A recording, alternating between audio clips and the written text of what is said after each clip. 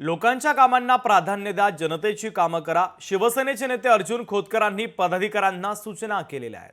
पक्ष संघटना वाढीसाठी सर्वांनी काम करा असं खोतकरांनी म्हटलं. तर शिवसेना पदाधिकाऱ्यांच्या बैठकीत खोतकर यांनी आता मार्गदर्शन केलं.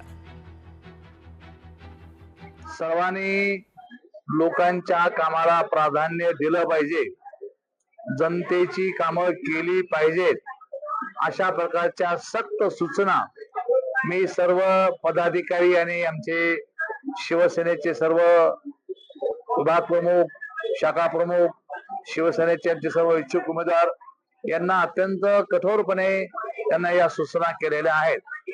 आणि पक्ष संघटना वाढीच्या संदर्भामध्ये सूचना केलेली आहे. पक्षाची बांधणी आणि सदस्यत्व या संदर्भात सुद्धा सूचना केलेल्या आहेत.